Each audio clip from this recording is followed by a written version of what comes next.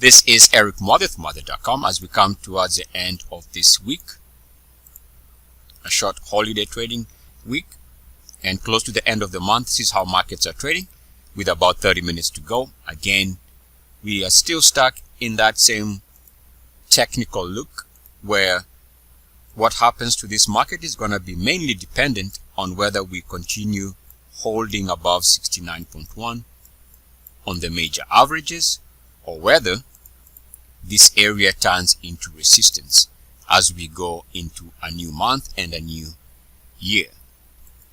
So this week we've seen the NASDAQ move above that threshold, the 69.1 level, and as long as the NASDAQ or one of the major averages is holding above 69.1, we have to assume that this market continues to be stable to outright bullish.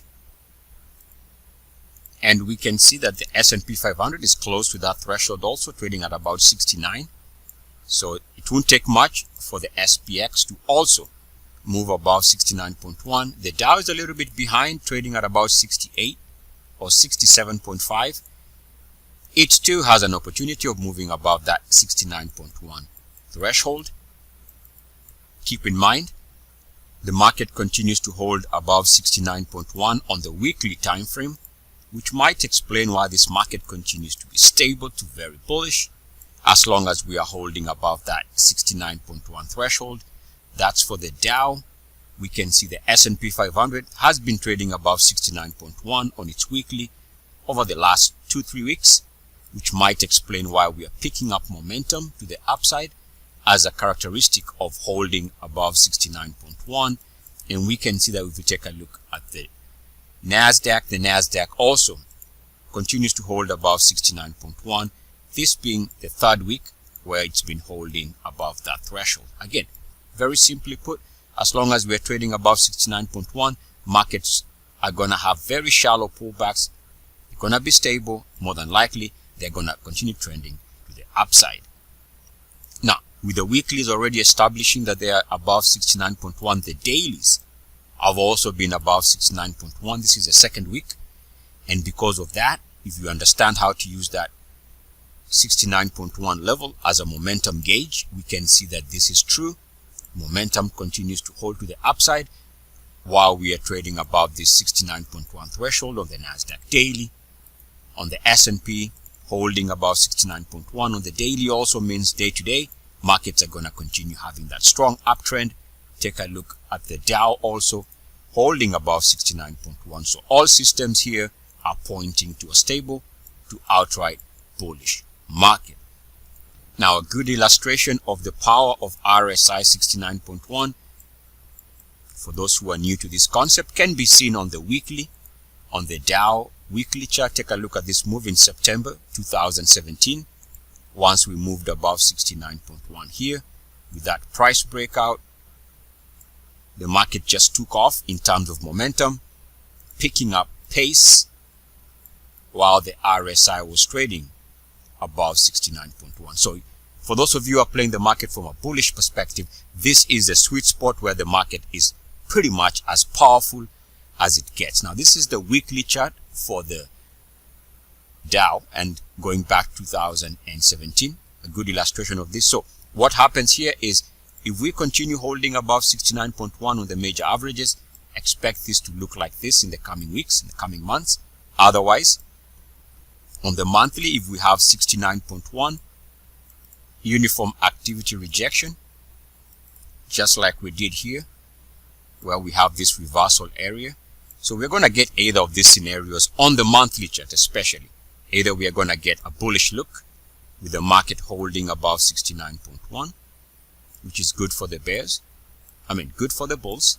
And there's a possibility that coming into the new month on the monthly charts, if we end up seeing reversal back below 69.1, that might be suggestive of a top around current levels. So let's take a look at those monthly charts, and let's use the NASDAQ long-term monthly chart. Take a look at the late 90s, where we mainly defended that threshold 69.1, and because of holding above that 69.1 threshold for the most part, you can see the characteristic of a market that was pretty much very bullish.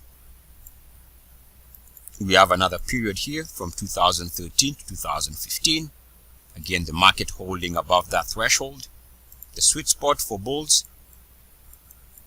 And by the way, this is my own researched analysis, my own researched concept. And you can see how the market has responded here. And coming into 2017, into middle of 2018, we have another move above 69.1. And again, this is where bulls really are having reasons to be very aggressive, as the market did rocket to the upside. Now, we can see an example of RSI 69.1 rejection right there, late 2007.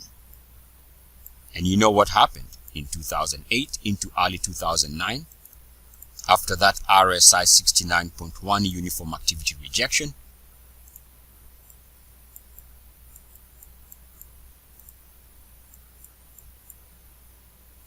the market hits a major top and we go into a massive bear market. So again, we can see that this is exactly what I'm talking about. The possibility of either of this taking place in the new month and in the new year is pretty much what we should be focusing on, or at least what I'm going to be focusing on, knowing that if this market is truly going to be in an uptrend, we need to hold above 69.1 in the new month, in the new year.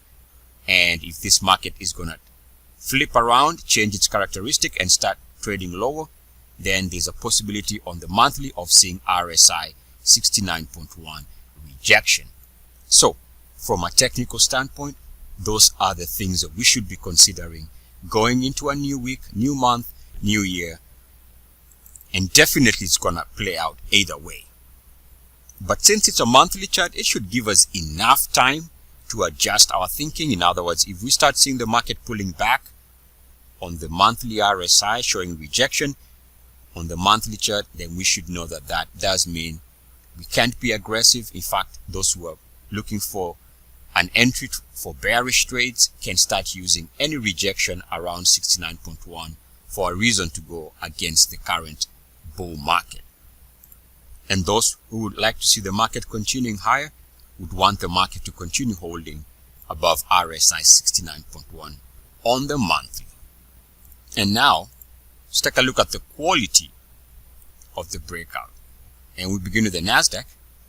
Since the NASDAQ is holding above 69.1, let's take a look at how the chart looks like from a long-term perspective. And we can see that as long as the NASDAQ is holding above 69.1, this is exactly what the bulls want to see on the monthly. And actually on the NASDAQ now, we can see that one of the MACDs is, let's call it, at 3-year highs. So this is good. This is exactly what the bulls wanted to see. And we are getting that look.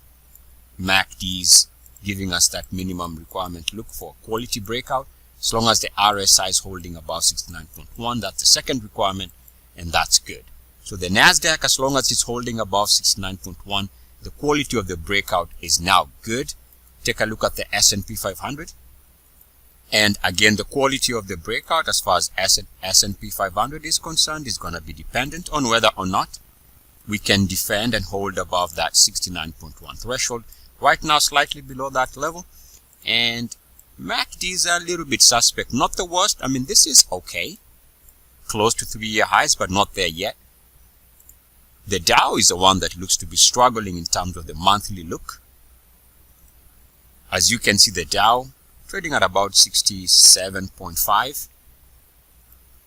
Not where it needs to be for a quality breakout on the monthly. And you can see that the Dow, as far as the MACDs are concerned, unfortunately, for those who are bullish, there is the market close. We can see here the Dow doesn't have the MACDs moving to 3-year highs. Quick look here as the numbers are settling out for the close of this holiday week. December 27th, 2019. So now the big question becomes, what could be the technical cause for a major reversal lower in the market. Now, I mentioned this in the last weekend market analysis video. If you take a look at the Dow monthly, there is a line here which constitutes where it broke down in late 2008, and we did get a little bit of a pullback here. Now, at the time it was a serious pullback, but the market did recover, of course, but it left this line on the RSI. Now you'll notice this line was resistance in April, and here we are. So what the bulls want to see is the market holding above that blue line. Otherwise, movement back below and resistance on this blue line could actually give the market a bearish look. And as I've been saying, if we pull back on the monthly charts, given the big move since 2009, it might turn out that we are looking at generational highs. In other words, highs that could be in the market for many years to come. So we need to be vigilant here for potential resistance as far as the monthly chart is concerned. And again, let's play around with this line here on the monthly for the Dow. So right there is the line. So let's take a look at a longer monthly view. And here we have a monthly chart going back to 1990. I'm going to draw the line right there. As you can see, that's where we are trading. Now we can go backwards and test that line. Should be something like that. And I'm just going to focus on the major areas. There was a major break here in early 2000. Of course, we know what happened between 2000 and 2003. We go into a major bear market. There's another break point here in late 2007. We go into another major bear market. And then we have another critical turn point, which is this breakout here. Keep in mind that was a breakout after we had seen rejection on the blue line here with uniform activity for the highs there. Coming in 2013, we clear that level and we start this powerful move right here. And of course, we did mention the 2017 move here, late 2016, which is this breakout here. Again, the market goes into a fantastic bull run. So you can see how we can use this long-term RSI level, the blue line, for guidance. And again, this is very simple in my opinion. Above that, bullish. Below that, bearish. Now there's another line coming off the lows of late 2008, early 2009, connect to the lows of 2016 and 15. I can draw a line like that. And you can see that this line might turn out to be a problem for the market if the market stalls with a backtest failure of this line here. In fact, let's take a look at a closer view. So this is a monthly chart from 2009, 2008 to the current monthly chart. I'm going to draw that line again, this time with a closer view. It is this line here. And you can see how it connects nicely with the lows from early 2009, lows of 2015, 2016. We broke below that level.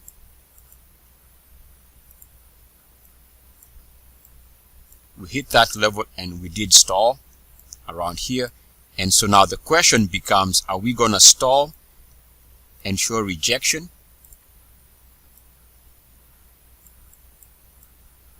on the red line,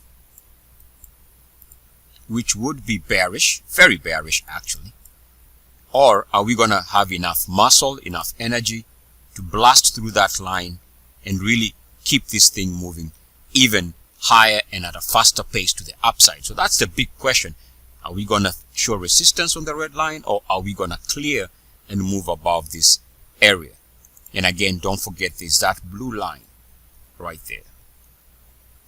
So this is a critical area as we come towards the end of the month. This, in my opinion, of course, becomes the level to watch. Above those two lines, very, very bullish. Resistance on those two lines, and this market is gonna, in my opinion, stage a major generational top, and we are gonna see a massive plunge in the months and years to follow. Let's take a look at some world markets. The Brazilian market took off this December. Really no surprise. Take a look at where the RSI is trading. RSI is trading solidly above the 69.1 threshold, and we know that as long as you are holding above 69.1, you tend to have very shallow pullbacks, and actually it's very easy to go into a hyperbolic move, which is exactly what the Brazilian market is doing. Keep in mind the most recent breakout, as I mentioned last week, did come with the minimum requirements of the ultimate Moade breakout being met. You can see the MACD did breakout. RSI has been holding above 69.1. So as long as it is holding above 69.1, this is a strong market, and indication is that as long as some markets are showing strength, it makes sense that US markets remain stable to bullish. Take a look at the Canadian market. Number one, maybe I should mention here, even with the price breakout, the RSI has not been where it needs to be, because the RSI is not breaking out and it's not trading above 69.1. So the Canadian market has yet to correct this major fault, and also a little bit of a concern around here, because this might end up being an area of resistance as we begin the new month. There was a break point here in late 2018, right here, based on the Moade uniformity method, my own original researched method. Links are gonna be in the description, or you can search through my playlist on YouTube. Now, we would need to stay above this red line, otherwise a reversal and back below this line, this becomes a major trap, and the next major trend being lower. In fact, we can test that area of the RSI and we get some interesting, important turn points. For example, take a look at this action here, where we have uniform action above the line, back below it for this top, before this plunge. We have uniform activity again here, back below the red line for this top here. We have a break of a trend here for this top. What I'm trying to say is this area has been resistance. If it turns into resistance again, expect the market to be stalling around current levels. We can also add another line, which is the Rsi Topside Line, which we can draw like that.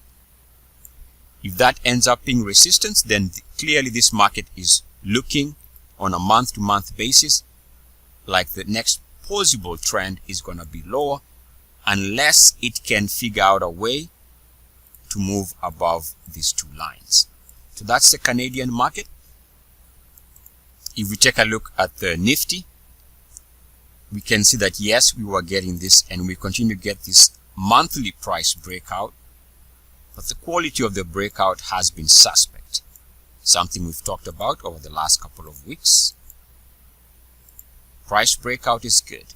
Unfortunately, if you take a look at the RSI and MACD, we can see that this is showing poor quality. The MACDs are not breaking out. RSI is definitely not holding above the threshold, 69.1 level. So this does not meet the minimum requirement for the ultimate Moade breakout. Also, if we take a look at the long-term monthly chart going back to 2008, we get a line which gives us this trend line break in 2010 right here. We can take that information and draw our uniformity line. Anytime we have a break or a resistance on this line, should be some meaningful insight. I'm going to highlight some of the major areas. We have a break here below the red line for this pullback area. We break out above the line here for that entry, which turns into support here. Now, we broke down below that level late 2018, turned into resistance as of early 2019. So clearly what we need to see here is if the Nifty is going to move higher, we would need to stay above this red line. We need to stay above it. Otherwise, resistance here and a pullback around current levels, and this becomes another sign of a potential generational high. The same conclusion. So again, on the Bank Nifty, we can pretty much come to the same conclusion here. Breakout is good in terms of price, but again, we see that the RSI and MACDs are not where they need to be for a quality breakout. 69.1 is missing here, and the MACDs are clearly not close to 3-year highs. So definitely not the look we want.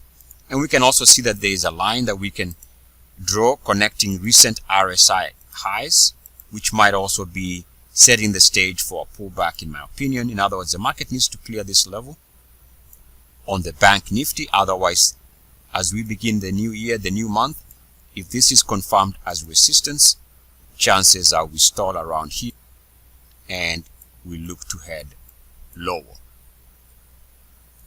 If we take a look at the Vanguard Total World Market ETF, we have a similar look here where we have price breakout that looks good, but there is this continued theme that the breakout quality is not good, which in my opinion, over time and in good time, we are going to see that this meant that this move was not going to be as well sustained as bulls would want. We can see here the RSI is not above 69.1 and MACDs are not close to moving to 3-year highs. Hence, the quality breakout is not that good. And what that means is failure is very possible. In other words, don't be surprised in the months ahead that we find ourselves trading below the breakout level. And of course, we know that failed breakouts are notorious for taking markets lower. Take a look at the EFA, which tracks European markets. We can see this month, coming into late December 2019, looks like a nice breakout taking place in price. But by now, you know what I'm going to say next, is we don't have the quality that we need for a strong breakout move. All this is missing, which is not good. What that tells me is that there's a good likelihood that this is going to turn into a failure point. Keep in mind also there's some confirmation of this because of where we broke down in 2000 and let's take a look at this break in 2018, somewhere around here. And we can see how that gives us the top in 2018 and a reversal. And here we are now. The question is, are we going to be able to clear this red line or are we going to stall? Now, if we backtest this same area, something like that, notice how it gives us some interesting points. We have a break here, which corresponds with this trend line break, right? Conveniently, they match up very well. Turns into resistance right here off that high, and again resistance here in 2011, a break here, and confirmation of resistance right here for the top right there. So this line has been a good guide over many years, and what I'm saying is there are two scenarios here pretty much. Either we clear that level and we advance this move, or we show resistance, and of course resistance here means the next major trend is gonna be for a reversal lower. This concludes this video. What I'm gonna do over the weekend when I find time is record another follow-up to this video where I'll be tracking and analyzing the metals, the commodities, and also take a look at the cryptos, especially Bitcoin. So that concludes this one. Otherwise, for paid Muadhi.com subscribers, be on the lookout for a separate video where I'll discuss commodities and the cryptos. Peace and blessings. EACS. Woo! Yeah! Woo!